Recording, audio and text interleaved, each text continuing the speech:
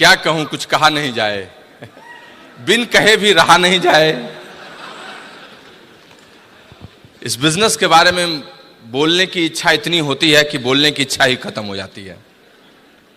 और कहते हैं कि silence is the best way to express anything. लेकिन एक शायर की बात मुझे याद आती है और इस बिजनेस के लिए कितना सही है वो। एक दिन खुदा से मेरी मुलाकात हुई। मान लीजिए एक दिन खुदा से मेरी मुलाकात हुई, थोड़ी ही सही पर बात हुई। मैंने उनसे पूछा ये बिजनेस कैसा है? उन्होंने बोला रिश्ता बनाए रखना बिल्कुल मेरे जैसा है, रिश्ता बनाए रखना बिल्कुल मेरे जैसा है।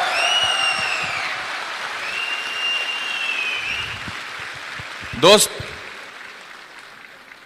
कहां कहां से उठ के लोग इस बिजनेस में आ जाते हैं और इस बिजनेस में एक बार मिल जाते हैं और इसकी संगत में रंग जाते हैं तो बिजनेस और इनमें कोई फर्क ही नहीं रह जाता, दोनों एक जैसे हो जाते हैं। लाली तेरे लाल की जित देखो तित लाल, लाली देखन मैं गई मैं भी हो गई लाल। This is all about I can say about this business. You can't discriminate a successful person and the pulses of this business. Amway और ब्रिट वर्ल्डवाइड का जो कॉम्बिनेशन है, उस कॉम्बिनेशन की संगत और एक सक्सेसफुल पर्सनैलिटी जो इस बिजनेस में है, आप इस दोनों चीजों को डिस्क्रिमिनेट नहीं कर सकते, अलग नहीं कर सकते। That's why I always be excited about this business. बहुत ज्यादा बुद्धिमान होने के बाद आदमी तर्कों के जाल में घुस जाता है, लेकिन अगर उसको मौलिक ज्ञान, फंडामेंटल नॉलेज, इसको विजडम कहते हैं, वो आ जाए तो इसके अंदर जाता चला जाता है, घुसता चला जाता है, गहरे पानी में और पैठ लगाता है। और जब से मैंने इस बिजनेस के बारे में ठीक से समझा दोस्त, पीछे मुड़कर कभी नहीं देखा। यात्रा जारी है, लगातार जारी है, लेकिन पीछे मुड़ने की कोई बात नहीं है। सच बताता हूं आपको, I am so excited about today's function, specially आज जो हमारा रिकॉग्निशन हो रहा है फाउंडर डायमंडशिप के बारे में। आई मीन इस सीजन में कई जगह रिकॉग्निशन हो रहे हैं। ब्रह्मपुत्र नदी के किनारे गुवाहाटी में मेरा ऑलरेडी रिकॉग्निशन हो चुका है, गंगा के किनारे पटना में भी होना है 29 को, लेकिन यमुना के किनारे दिल्ली की कुछ और ही बात है। मैं आपको बताता हूं, चाहे कुछ भी कर ले कोई राजनीति में, लाल किले में जब तक खड़ा नहीं होता है राजनीति पूर्ण नहीं होती है। I am telling you. सबको दिल्ली आकर ही यहां पर अपने नेतृत्व के शिखर पे जाना पड़ा है। So I am proud and privilege that I am in front of you people and I am recognized on Delhi stage. I am telling you, God bless all these Brit staffs and everybody. मैं ईश्वर का धन्यवाद करता हूं हमेशा, और कुछ भी बातचीत करूं उसके पहले उनको कहे बगैर रह नहीं सकता, क्योंकि राई को पर्वत कर देते हैं और पर्वत को क्षण में राई कर देते हैं। किसको कहां पहुंचा देते हैं यह सब उन्हीं की कहानी है। उनके बारे में तो बात करने में एक सेशन ही अलग हो जाएगा। सबसे पहले उनको धन्यवाद, जिन्होंने, अनुराग कह रहे थे 84 लाख योनि में ये योनि दी, तो उनको सबसे पहले धन्यवाद जिन्होंने स्वस्थ शरीर सन्मति दिया, इस आर्यावर्त में भारतवर्ष, अखंड भारतवर्ष में जन्म दिया, पैदा किया और इतना स्वस्थ सब कुछ दिया ताकि कुछ कर सके। I am so blessed. I mean the blessings always comes from. एक जोरदार ताली दीजिए ऊपर वाले उस ईश्वर के लिए।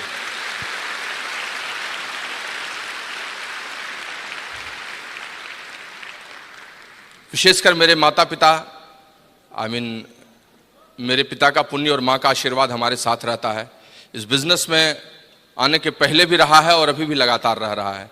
Although I mean some challenges has come, but we are overcoming all these things. मैं आपको सच बता सकता हूं कि उनकी शक्ति अगर पीछे से प्रेरणा में नहीं रहे तो कुछ नहीं हो सकता है। और जो लोग माँ बाप के लिए अच्छा नहीं सोचते हैं, जिंदगी उनके लिए अच्छा कभी नहीं सोच पाती है। I am frankly speaking to you, so you always pray to your parents. I am personally obliged to my all line of sponsorship, जिन लोगों ने आई मीन फ्रॉम स्क्रैच, जो शुरुआत से लेकर ऊपर तक वैल्यू एडिशन मुझ में किया है। मेरे इस पूरे व्यक्तित्व का योगदान उस समस्त मेरी उस वंशावली को है जो मंजरी किशोर रूप स्पॉन्सर से शुरू होती है, जो कुछ दिनों के लिए साथ रही थी और वहाँ से होते हुए बहुत ऊपर तक जाती है। किसी का भी नाम लें, आई मीन देवेश और अविनाश एंड रीना, संजय उपाध्याय, संजय गुप्ता से लेके आशीष प्रभा, और फिर none other than Anurag and Nidhi Agarwal. You can say, I mean मैं आपको सच बताता हूँ, इस बिजनेस में इस लाइन ऑफ स्पॉन्सरशिप का क्या महत्व है ये वही समझता है जो वहाँ से इन रसों को खींच पाता है। And specially Anurag and Nidhi has contributed in our life. हमारे लाइफ में पैराडाइम शिफ्ट उन्होंने ला दिया। जब पहली दफ़ा देखा था तो एक सिल्वर प्रोड्यूसर के रूप में फर्स्ट टाइम वो एमरल्ड या फाउंडर एमरल्ड थे, उनकी हरी सेंट्रोस के पीछे से कुछ टूल्स किसी को देते हुए एक बड़े ऑरा के साथ, और वहाँ से होते हुए वो हमारे अपलाइन बन गए, फिर धीरे धीरे हमारे मेंटोर भी बन गए, फिर धीरे धीरे हमारे फ्रेंड भी बन गए, फिर एक दिन वो सखा बन गए, and now he's part of our life. So give a good clap to Anurag and the Founders Diamond going EDC, I am telling you. I mean special thanks to the whole country mentor Kanti and Lata Gala and especially this Brit Worldwide Associates, जिन्होंने एक व्यक्ति को एक प्रवृत्ति के रूप में बना दिया, सिस्टम इतना बढ़िया से एस्टैब्लिश कर दिया कि मेरे जैसा आदमी भी जिसके पास मुश्किल से समय निकलता था वो पार्ट टाइम इस बिजनेस को बिल्ड कर सका और बहुत आगे जा सका. I am telling you, I mean special thanks to all these persons, specially Brit staffs and Amway employ also. ये सब लोगों की देन है यहाँ पर मुझे यहाँ पर लाने और पहुँचने की. दोस्त, फाउंडर्स डायमंड बनने के पीछे में बहुत बड़ी कहानी नहीं है, वो कहानी तो डायमंडशिप तक ही हो गई थी, लेकिन अगर संक्षेप में बोलना चाहूँ तो क्या बोलूँ, वक्त कम होने पर क्या बोलूँ. कविताई मेरे अंदर है, इसलिए कविताई में थोड़ी बात बोल सकता हूँ कि बिजनेस को जब ज्वाइन किया था तो शायद किसी पे एहसान किया था. मंजरी को कहा था कि उससे मोबाइल खरीद लो और कर लो, क्योंकि एक स्ट्रॉन्ग बैकग्राउंड के साथ कहीं नौकरी कर रहा था. बिजनेस को जब ज्वाइन किया था तो शायद किसी पे एहसान किया था, न जाने कितनी बार जाने अनजाने में अपने अपलायंस का अपमान भी किया था. सिल्वर, गोल्ड और प्लैटिनम मेरे जोश का मौसम था. I was very much excited. Silver, gold और प्लैटिनम मेरे जोश का मौसम था. अगर सच बोलूं तो अकेले भी मुझ में बहुत दम था, अकेले भी बहुत सारी चीज कर रहा था. रूबी, सफायर और एमरल्ड जश्न की कहानी थी. बिजनेस मजबूत हो गया, ये उसकी निशानी थी. लेकिन दोस्त, डायमंडशिप शिखर पर पहुंचने की कहानी थी. जिसके लिए लोग सपनों का महल बनाते हैं, उसके अंदर हकीकत में पहुंचने की बात थी. और अगर फाउंडर्स डायमंडशिप की बात करूं तो ये बुनियाद कितनी मजबूत है, ये उसका उदाहरण है. अगर डायमंडशिप इस व्यवसाय में क्रांति है तो फाउंडर डायमंडशिप उस सफलता के बाद की शांति है. I can say you that's the true peace, you can say. नाम प्रियमवत सुनीता, बिहार में पैदा हुआ, भागलपुर में पढ़ा लिखा, बेगूसराय मौलिक जिला था जहां जन्म लिया. पिता प्रोफेसर थे, 4 भाई 2 बहन, कहानी आप जानते हैं. बचपन से ही खेलने और सपने देखने दोनों के में मजा बहुत आता था. पढ़ाई सिर्फ इसलिए करता था क्योंकि एक मजबूरी थी. माँ का मार और त्वचा मेरी थोड़ी संवेदनशील थी, फेल न हो जाऊं, पीछे न हो जाऊं, इसका डर था, इसीलिए पढ़ाई की. खूब अच्छी पढ़ाई की, इंजीनियरिंग में गया, +2 किया, उसके बाद इंजीनियरिंग का 4 साल बहुत मस्ती किया. वहाँ से निकल के अच्छी नौकरियाँ मिली, नौकरियों को किया, फिर और अच्छी नौकरी की तलाश में गया, सिविल सर्विसेज किया, सिविल सर्विसेज में क्वालिफाई किया, अच्छी नौकरी भी मिल गई और फिर लगा जैसे कि पूरी जिंदगी बदल गई. लेकिन दोस्त, ऐसा कुछ नहीं हुआ. औसत मध्यवर्गीय जिंदगी की तलाश औसत मध्यवर्गीय जिंदगी में ही छिप जाती है. हम भी 3-4 वर्षों में समझ गए कि जिस ट्रेन पे चढ़ा हूं उसकी रफ्तार 120 किलोमीटर पर आवर है और 250 किलोमीटर पर आवर या 50 किलोमीटर 500 किलोमीटर पर आवर से ये ट्रेन चल नहीं सकती है. तो इस ट्रेन से जितने देर में सफर पूरा किया जा सकता है वहीं तक जा पाऊंगा, चाहे ट्रेन में बैठे रहूं, सोऊं या खूब दौड़ूं. और जिस दिन ये बात समझ में आ गई, अंदर से मन उदास हो गया. लेकिन और क्या करता, best of the best education किया ही था, best of the best job लिया ही था. विकल्प कुछ समझ में नहीं आता था. उदारीकरण का ऐसा माहौल नहीं था, बिहार में ऐसा वातावरण नहीं था. और सिवाय इसके कि अपनी नौकरी में ही अपने आप को समझा के रहूं, छोटे छोटे ताजमहल को खोजूं, बड़े ताजमहल देखने के बदले सारी चीजों को छोटा कर लूं और अपनी जिंदगी में यही समझूं कि इतना भी कोई कुछ कैसे कर पाता है. बस इसी में अपने आप को बंद कर लिया था. दोस्त, जिंदगी हाँफ रही थी, भाग रही थी, लेकिन जिंदगी को कोई उत्तर देने वाला नहीं था. और इसी बीच में एक लड़की आती है, रविवार को प्लान दिखाती है, बिजनेस में आता हूँ, एक बड़े फंक्शन सेमिनार में जाता हूँ, पैराडाइम शिफ्ट हो जाता है, चीज़ें बदल जाती हैं और फिर गंभीर सीरियस हो जाता हूँ इस बिजनेस में. दोस्त, एक शब्द है जिसको कहते हैं देखना और एक दूसरा शब्द है जिसको कहते हैं दृष्टि, विजन. देखता बहुत है लोग, लेकिन दृष्टि बहुत कम लोगों के पास होती है. और दृष्टि जिस दिन आदमी को मिल जाती है, आदमी उसी दिन से निर्णय लेता है किसी चीज के बारे में.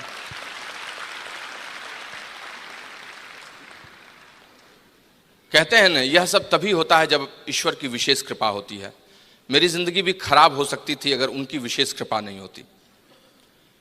उनकी विशेष कृपा हुई, मैं इस बिजनेस के मर्म को समझ गया कि मेरी औकात नहीं है कि मेरे पास अभी 50 करोड़ रुपए हों कि मैं एक सिस्टम क्रिएट करूं अलग से 500 एम्प्लॉय रखकर।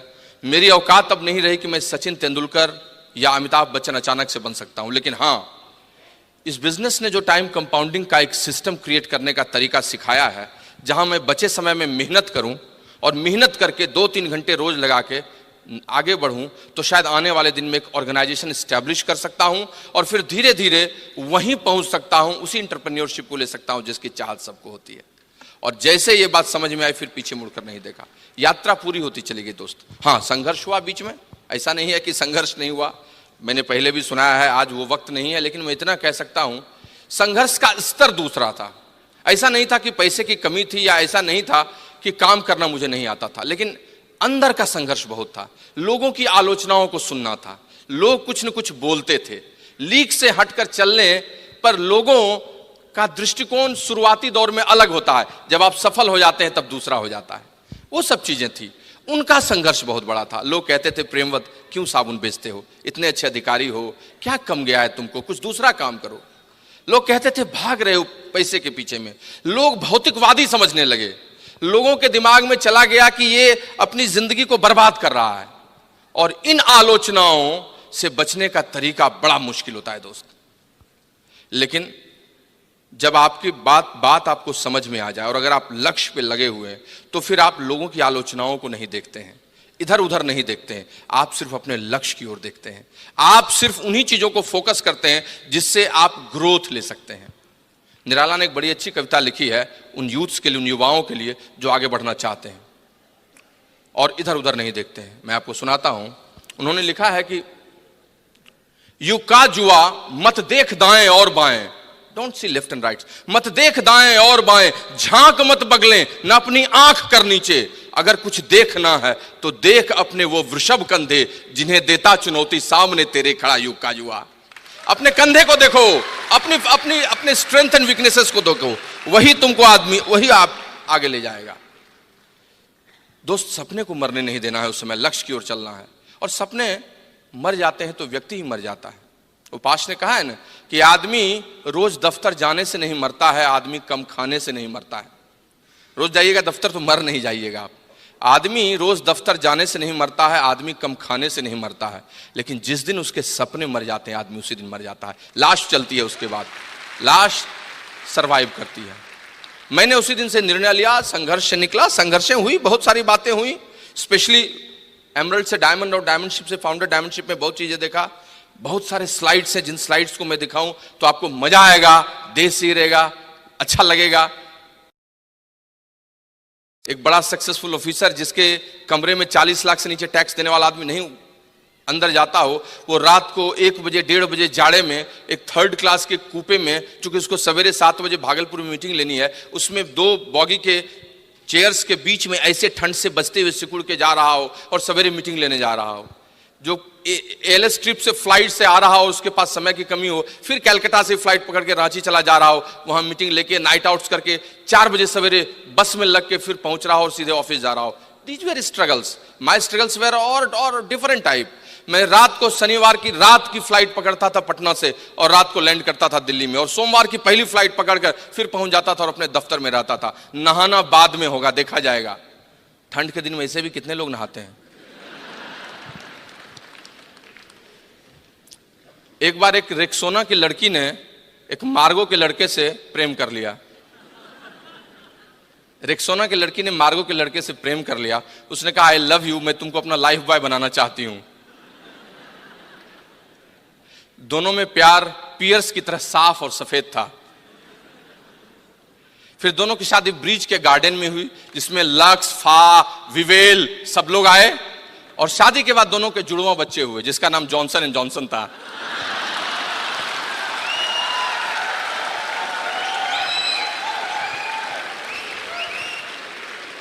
लेकिन आप ताली मत बजाओ, ये सब मैंने इसलिए कहा कि मार्केट में बहुत सारे साबुन है, आप ठीक से नहाओ, ठंड का मौसम है।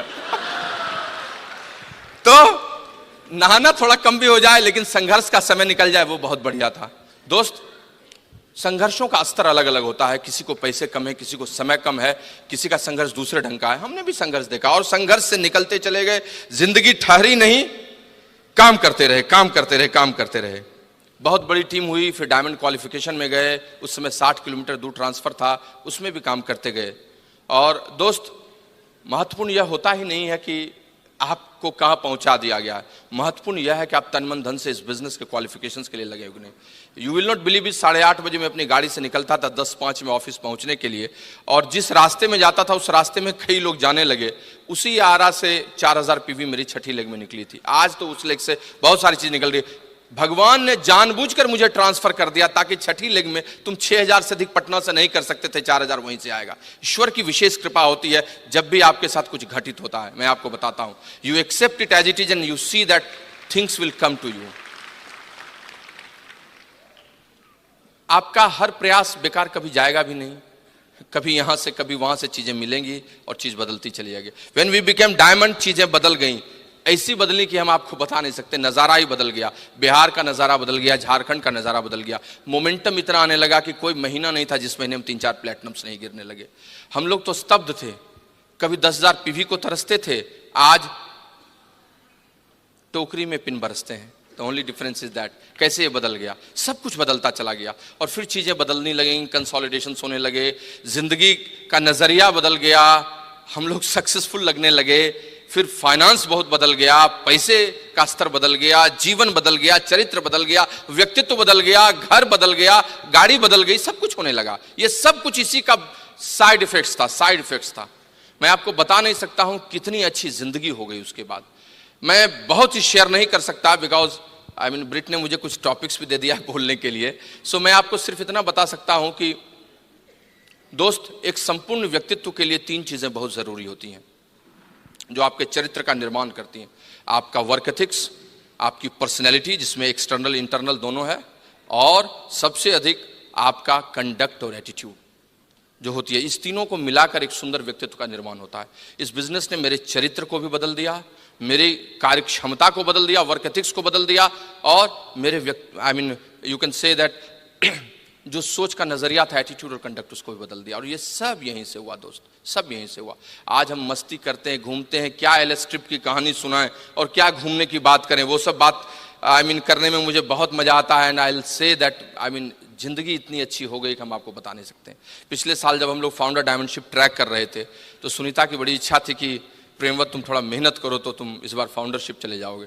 मैंने थोड़ा जोर लगाया, नीचे में दिन और भोर लगाया और सबके अंदर में एक नया पलीता डाला, चीजें बदलती चली गई। विद गॉड्स ब्लेसिंग अभी we are just sitting on exploding business. We cannot forecast how many platinums are coming from September. Every month new platinums, new qualification has been started. और ऐसा माहौल हो गया है कि जिसकी कल्पना हम नहीं कर सकते। सब ऊपर वाले की कृपया, ब्रिट वर्ल्डवाइड का एसोसिएट और ये सारे लाइन ऑफ स्पॉन्सरशिप का कमाल है। मैं आपको बता नहीं सकता। yesterday night I had coffee with my upline Avinash ji and I was talking so much things for 1.5 hours. We were staying in Dwarika और वही बोल रहे थे कि एक समय था जब 15% पर थे तो कैसे बात करते थे, एक समय था जब फाउंडर्स प्लेटिनम जा रहे थे तो अनुराग जी कैसे ड्रीम बिल्ड करते थे, और एक समय है जब इन सब चीज़ों को सुनाने के लिए, आपका रिस्पेक्ट पाने के लिए कैसे काम करते हैं। God is great and he has given such good business. हम आपको बता नहीं सकते हैं आज जीवन कितना बदल गया। अगर कहानी बताऊं तो एक ट्रिप में इतना मज़ा है कि हम आपको बता नहीं सकते हैं। लेकिन इस सब के पीछे में जिस एक शख्सियत का बहुत बड़ा योगदान रहा है, जिसको मैं हमेशा मस्ती से, मजाक से कहता हूं, लेकिन वो मेरे 3 बच्चों की माँ है, मेरे जैसे अरबी घोड़े को पकड़े रहती है, मेरी धर्म पत्नी, मेरी गर्म पत्नी, जिसको मैंने सालों साल से प्यार किया है। 100 साल पहले मुझे तुमसे प्यार था, आज भी है और कल भी रहेगा। पहले मैं इसके लिए गाता था ये रेशमी जुल्फें, ये सरबती आंखें, आजकल गाता हूं साड़ी के फॉल से तुझे मैच किया रे, कभी छोड़ दिया रे, कभी कैच किया रे। But I am telling you she is awesome. इसने मेरी जिंदगी में इतना बड़ा इंद्रधनुषी बदलाव किया है जिसकी आप कल्पना नहीं कर सकते हैं। और the best thing is that कि मेरे हताशा के क्षणों में बस सिर्फ इतना कहती है कि तुम प्रेमवत क्यों थोड़ा सा भी हताश निराश हो रहे हो, तुम कितना कर सकते हो तुमको पता नहीं है। अगर मैं हनुमान हूं तो ये मेरी जाम मंत है। Give a good clap to her. Thank you Priyamvad. Hello friends, good evening. नाम सुनीता प्रियंवद और मैं भी बिहार से ही बिलोंग करती हूँ और बहुत मज़े में लाइफ चल रही है। मैं थोड़ा सा अपना स्टोरी बताऊंगी, टाइम बहुत कम है और थोड़ा सा टॉपिक पे भी बात करूंगी। और मैं भी मिडिल क्लास फैमिली से ही बिलोंग करती हूँ और बहुत अच्छे डिसिप्लिन लाइफ मैंने बिताया है और अच्छे से पढ़ाई लिखाई की। और पहले प्रियंवद फ्रेंड्स थे, बाद में मेरे जीवन साथी हो गए और लग रहा था कि सब कुछ मिल गया, क्योंकि बचपन से मैं बहुत ड्रीमर तो नहीं थी, ऐसा नहीं लगता है अभी भी मुझे, बट समझदार ज़रूर थी। लगता था एक लाइफ पार्टनर बहुत अच्छा इंसान होना चाहिए, उसके बाद सारे ड्रीम्स खुद निकलने लगते हैं और पूरे हो जाते हैं। तो प्रियंवद के रूप में मुझे मिला, सब कुछ मिल गया। और जब प्रियंवद बहुत बड़े ऑफिसर थे एक टाइम में, मैं उनकी वाइफ थी, तो लग रहा था कि उसमें और ऐड हो गया। लग रहा था बहुत ही खूबसूरत लाइफ और मुझे जो चाहिए, मैं जो चाहूँगी सब मुझे मिलेगा। और इस तरह से मेरी लाइफ शुरू हुई और लग रहा था कि अब चलेगी इसी तरह life. But in the mean time ये बिज़नेस आया मेरे लाइफ में। मैं फर्स्ट डे इस बिज़नेस को नहीं देखी थी, बट प्रियंवद का एक्साइटमेंट इतना ज़्यादा था कि बिज़नेस करने के लिए मैं मजबूर हो गई।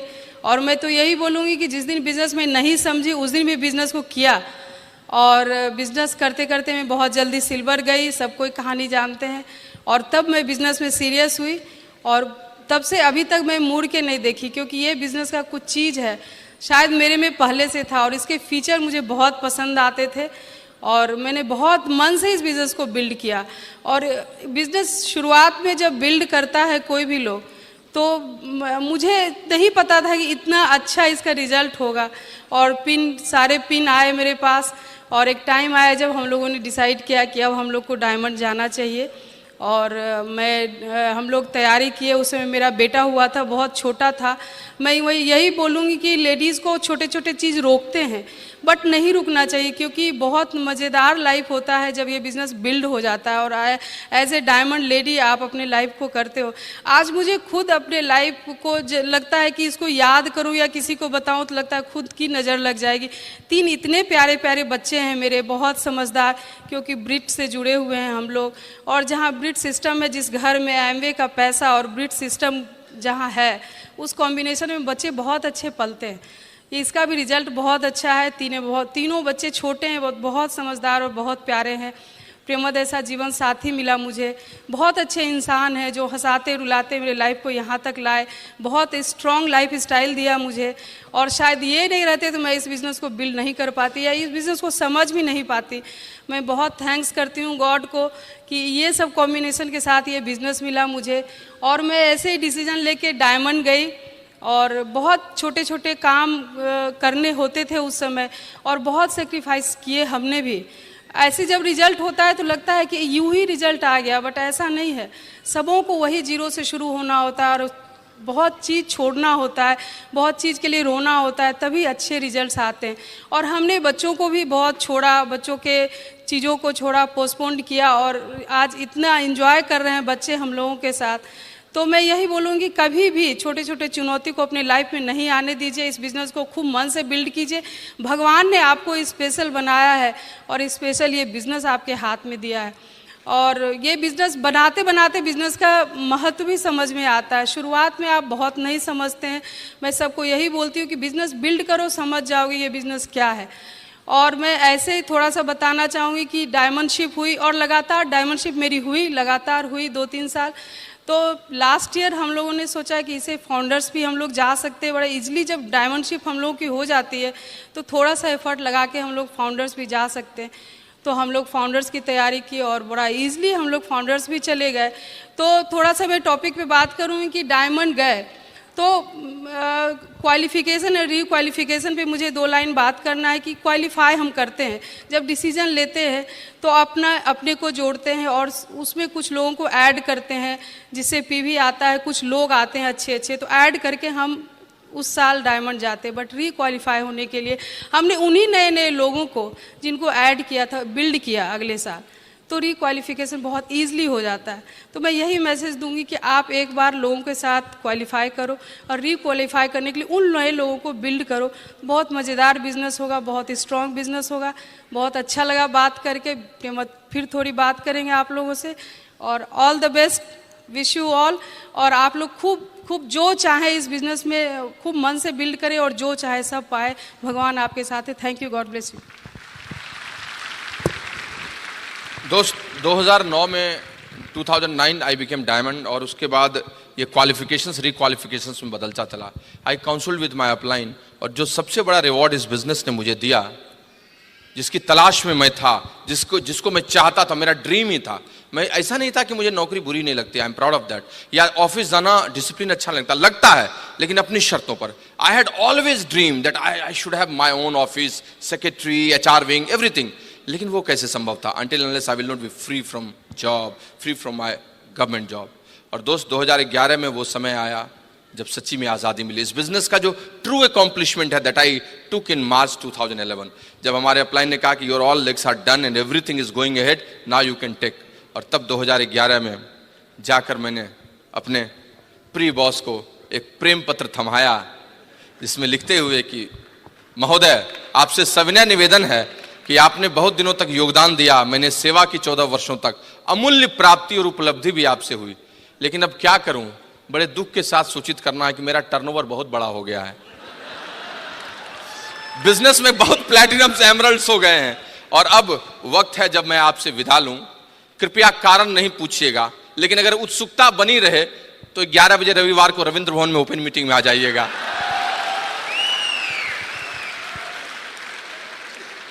दोस्त, दुनिया में सबसे सुंदर चीज है वो है आजादी। सोने का पिंजरा बना दीजिए, अंदर में बताशे, गुड़ की डली सब रख दीजिए उस तोते को, लेकिन उस तोते को वो प्यारा नहीं होता है। गोपाल सिंह नेपाली ने एक बड़ी अच्छी पंक्ति लिखी थी कि नीड़ न दो चाहे टहनी दो, आश्रय छिन्न भिन्न कर डालो। तुम मुझे घोंसला भी मत दो, मेरा शेल्टर भी हटा दो, मैं टहनी पे रह लूंगा। एक चिड़िया की पुकार थी, नीड़ न दो चाहे टहनी दो, आश्रय छिन्न भिन्न कर डालो, लेकिन पंख दिए हैं तो आकुल उड़ान में विघ्न न डालो। अगर पंख दिए हैं तो उड़ने दो, जहां तक जाना चाहता हूं, जितना आसमान तय करना चाहता हूं। दोस्त, विद गॉड्स ब्लेसिंग मैंने उसी दिन दिया सब कुछ और बताया कि भाई ये ले अपनी लकुटी कमरिया, बहुत ही नाच नचायो। अब मैं नाचने वाला नहीं हूं। जयराम जी की। और today I have my own office, own board of directors chamber, own conference hall, सारा प्रोजेक्टर लगाकर PPT, my HR wing, my secretary। अभी भी 10:30 से 11 बजे 12 बजे ऑफिस जाता हूँ, ऑफिस बॉय खोलता है, चाय पीता हूँ, मस्ती करता हूँ, काम करता हूँ, शाम को निकलकर किसी और जगह पर प्लान भी दिखाता हूँ, सारा काम करता हूँ। But now my life is my life, I am living my life, that's the true way entrepreneur can live, I am telling you friends. लेकिन ये सब अचानक से नहीं हुआ, सब कुछ लगातार हुआ, क्वालिफाई करके और रिक्वालिफाई करके। I can't, share all those topics in, 9-10 minutes, but I can say some glimpses to you. Qualification किसको कहते हैं? क्वालिफिकेशन करते हैं आप किसी भी पिन के पैरामीटर्स को पूरा करते हैं। तो प्लैटिनम 6 महीना 10,000, एमरल्ड 3,10,000 6 महीने, डायमंडशिप 6,10,000। लेकिन क्या इसी को क्वालिफिकेशन कहते हैं? नहीं। क्वालिफिकेशन का मतलब किसी के लिए होता है ईयर ऑफ हंगर, भूख का वर्ष। क्वालिफाई किसी साल वही करता है जिसके लिए वो साल भूख का साल होता है, ईयर ऑफ हंगर होता है। क्या आपका है? आप क्वालिफाई कर जाइएगा। उसको करने के लिए एक डीपीआर बनाइए, डिटेल प्रोजेक्ट रिपोर्ट बनाइए, फुल थ्रॉटल एक्शन कीजिए और पीछे से बैकअप भी रखिए, कहीं ये गड़बड़ हुआ तो ये नहीं, तब आप उस साल क्वालिफाई कर जाइएगा। What about रिक्वालिफिकेशन? रिक्वालिफिकेशन किसको कहते हैं? वही काम फिर से कर डालिए, 10,000 पीवी फिर से 6 महीने अगले साल कर डालिए। लेकिन क्या यही रिक्वालिफिकेशन का मतलब होता है? ये तो सरफेस का मतलब है, ऊपर का मतलब है, अंदर का कुछ और मतलब है। अंदर का मतलब है फिक्सिंग योर बिजनेस वॉल्यूम। ये दूसरा लेयर है रिक्वालिफिकेशन का। अगर आप बिजनेस वॉल्यूम को फिक्स करने में सक्सेसफुल हो जाते हैं तो आप रिक्वालिफाई हमेशा करते हैं। लेकिन क्या यहीं तक बात खत्म हो जाती? नहीं, तीसरा लेयर भी है। तीसरा लेयर क्या है? तीसरा लेयर है if you are creating new leadership, then you will always requalify. सच्चा अर्थ है कि आपके ग्रुप में नीचे क्रिएट हो रहे हैं नए नए लीडरशिप, ब्रेकिंग न्यू पिंस हो रहे हैं, तो आप रिक्वालिफाई कीजिएगा। और इसीलिए रिक्वालिफाई को मेंटेनेंस मत समझिए, बहुत गलत शब्द है। रिक्वालिफाई का मतलब ग्रोथ है, इट इज नॉट मेंटेनेंस। रिक्वालिफाई वही करता है जो ग्रो करता है। रिक्वालिफाई वही करता है जो नीचे के 12-15 को फिर से न्यू प्लैटिनम्स में बदलता है। किसी की लेग प्लैटिनम लेग तभी हो सकती है जब अगले साल उसके नीचे कोई एक नया प्लैटिनम ले जाए। कैसे यह संभव है? कैसे हम कर सकते हैं? कैसे कोई आदमी क्वालिफाई से रिक्वालिफाई हमेशा करता है? हमारे न्यूट्रलाइट में इसके बारे में बताया गया है, which we should understand, I am telling you. एक शब्द है जिसका नाम है हेल्थ, और एक शब्द है जिसका नाम है ऑप्टिमल हेल्थ। हेल्थ समझते हैं किसको कहते हैं, और ऑप्टिमल हेल्थ भी आप समझते हैं न्यूट्रलाइट के थ्रू। ऑप्टिमल हेल्थ के 4 पिलर्स होते हैं। हेल्थ मतलब अच्छा, ठीक ठाक सब कुछ है, चल रहा है बढ़िया, लेकिन ऑप्टिमल हेल्थ का, स्वास्थ्य का सर्वश्रेष्ठ रूप है, वही कहा जाता है ऑप्टिमल हेल्थ। जो लोग ऑप्टिमल हेल्थ अचीव करते हैं, हेल्थ उनका लगातार रिक्वालिफाई करते रहता है, कभी कोई दिक्कत नहीं आती है। ऑप्टिमल हेल्थ के क्या पैरामीटर्स हैं? Positive mental attitude, adequate exercise, proper rest and proper food supplement, food diets, ये 4 पैरामीटर्स हैं। Friends, in the same way qualification और रिक्वालिफिकेशन में भी यही डिफरेंस है। क्वालिफिकेशन, कोई आदमी क्वालिफाई कौन करता है? जो लीडर होता है, लीडरशिप होती है। और रिक्वालिफाई कौन करता है? जिसके अंदर ऑप्टिमल लीडरशिप होती है। एक है लीडरशिप, एक है ऑप्टिमल लीडरशिप। एक है लीडरशिप, एक है ऑप्टिमल लीडरशिप। और जिसके अंदर में ऑप्टिमल लीडरशिप है, ही ऑलवेज रिक्वालिफाई। क्या इसके पैरामीटर्स हैं? इसके भी 4 पैरामीटर्स हैं। कौन कौन पैरामीटर्स हैं? संक्षेप में, समय कम होने के चलते मैं आपको बताता हूं। The first parameter is conducive atmosphere, conducive environment. जो लोग अपने ग्रुप में कंड्यूसिव एनवायरनमेंट बनाते हैं, वो ऑप्टिमल लीडरशिप की ओर जाते हैं। The second parameter is highest order of work ethics. जिनका वर्क एथिक्स, कार्य संस्कृति बहुत अच्छी है, वो ले जाते हैं। The third parameter is attitude and conduct, सोच और आपका सही व्यवहार। And the fourth parameter is vision, vision कैसा आपका है। ये 4 पैरामीटर जो लेते हैं, ऑप्टिमल लीडरशिप उन्हीं को आती है।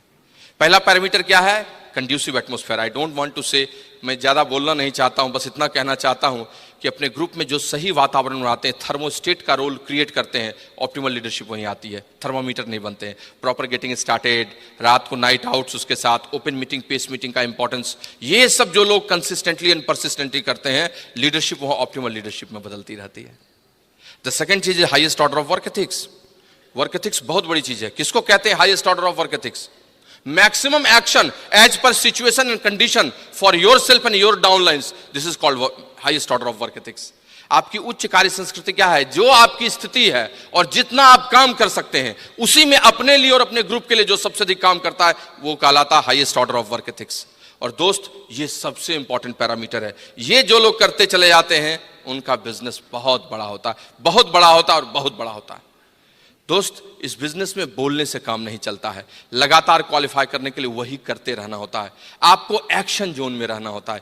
You have to always in action zone. You have to swim on your calendar and your downlines calendar. और जो लोग ये लगातार करते हैं, उनका बॉडी लैंग्वेज बदला रहता है, उनकी भाषा बदली रहती है, उनके ग्रुप में चीजें बदलती रहती हैं, वो प्लान भी दिखाते रहते हैं, वो काम करते रहते हैं, वो उन्हीं लोगों पर फोकस करते हैं जिनके साथ काम करना है। रोने से कुछ नहीं इस बिजनेस में होता है। लीडरशिप ऑप्टिमल लीडरशिप में कभी नहीं बदलती है। सोचने से कुछ नहीं होता है। वो कहते हैं ना कि ख्वाहिशों से नहीं गिरते फूल झोली में, वक्त की शाख को हिलाना होगा।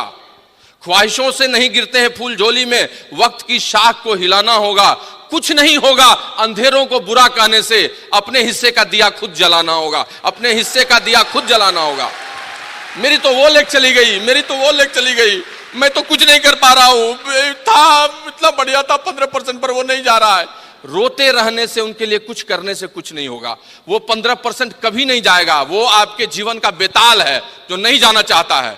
You have to go in width, you have to go in width, you have to create again leadership. वो बैठा रहेगा, कर लो ना, मैं तो, तुम कितना भी सोचो, मैं तो जाऊंगा ही नहीं, प्लेटिनम एमराल्ड कैसे जाओगे? और आपके कंधे पर फिर बैठेगा वो ससुरा कलमुहा। लेकिन अगर आप विट्स में क्रिएट कर रहे हैं, चीजें कर रहे हैं, प्लान दिखा रहे हैं, लोगों के साथ काम कर रहे हैं, आपके लिए चीजें बदलती रहेंगी। इस बार नहीं, अगली बार, इस बार नहीं, ये कपल नहीं, ये कपल, ये कपल नहीं, ये कपल। डुबकियां तल में गोताखोर लगाता है, जा जाकर खाली हाथ लौट आता है, तो क्या फर्क पड़ता है? डुबकियां तल में गोताखोर लगाता है, जा जाकर खाली हाथ लौटाता है। मिलते न सहज ही मोती उसको पानी में, बढ़ता दूना उत्साह इसी हैरानी में। लेकिन मुट्ठी उसकी खाली हर बार नहीं होती है, कोशिश करने वालों की हार नहीं होती है। The person who shows plan they rock there, they always rock.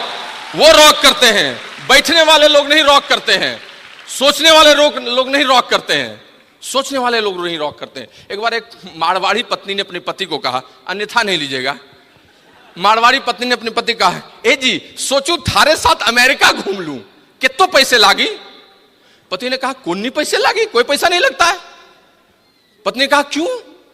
पति ने कहा, सोचन के पैसे लागी। कुछ लोग सोचते हैं कि वो ईडीसी जाएंगे, सोचते हैं कि इस बार क्वालिफाई करेंगे, सोचने से दोस्त नहीं होता है। कुछ लोग प्रोस्पेक्ट ढूंढते हैं, ला दीजिए प्रोस्पेक्ट, हमको किसी तरह से ला दीजिए, मिल जाएगा। एक बार औरंगजेब ने अपने सेनापति को कहा कि दुश्मन कहां है बताओ। तो सेनापति ने कहा कि सम्राट हम लोग मुगल हैं, गूगल नहीं, खोजेंगे नहीं। आपका प्लान गूगल नहीं है, खोजेगा आपके लिए। You have to go and show the plan, you have to do all this ethics, I am telling you, वही आपके लिए होगा। हमें वैसे लोगों की जरूरत नहीं है।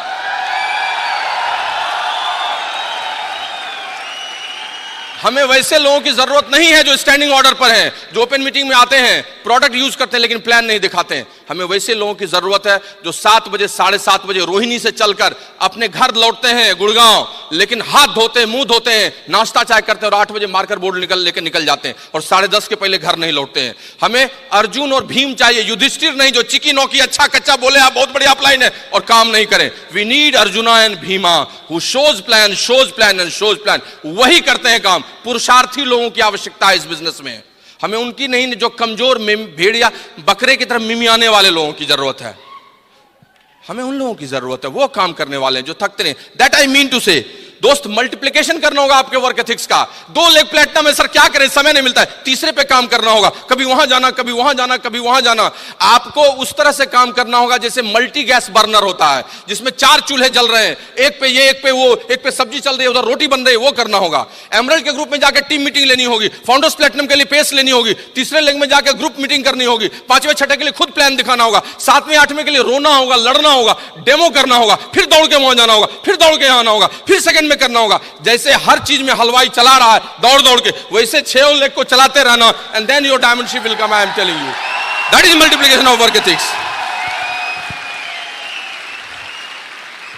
The degree of success comes on impact of masses. आप मासेस पर क्या इंपैक्ट डालते हैं, आपके सक्सेस की डिग्री उसी से आती है। And friends, I am telling you, आपको इन चीजों को समझना होगा। कितनी लेग्स बैठी हुई है, कितनी लेग्स पे आप काम कर रहे हैं। These are going to categorize your strength and weakness. अपने 9% को निकालिए अदर से, वीक लेग्स में घुसिए, डेली मॉनिटरिंग कीजिए। If you want to go founders, सितंबर अक्टूबर नवंबर दिसंबर को लॉक कीजिए 4 महीना लगातार, then you will see the consequences of your business. I am telling you, that's give you the real result. The third parameter is, I mean, attitude and conduct। समय नहीं है इसलिए बस इतना बोल सकता हूं कि अच्छी सोच, अच्छा व्यवहार आपका है। एटीट्यूड बहुत बढ़िया, पॉजिटिव, विनिंग, एवरीथिंग। रोने से कुछ होता नहीं है, रोने वाला यहाँ जीतता भी नहीं है। कंडक्ट का मतलब क्या है, यहाँ कंडक्ट से क्या मतलब लगाते हैं? कंडक्ट का मतलब है आप कंपैशनेट है कि नहीं, आप लोगों के लिए बढ़िया सोचते हैं कि नहीं, आप गिविंग फॉर गिविंग करते हैं कि नहीं, आप कार्डिनल रूल्स फॉलो करते हैं कि नहीं, एबीओ की स्ट्रेचिंग आपने छोड़ दी है कि नहीं, लोगों को मना करते हैं कि नहीं, शॉप सेलिंग को खराब आप कहते हैं कि नहीं। आपका कंडक्ट ही आपको अंत में बचाएगा।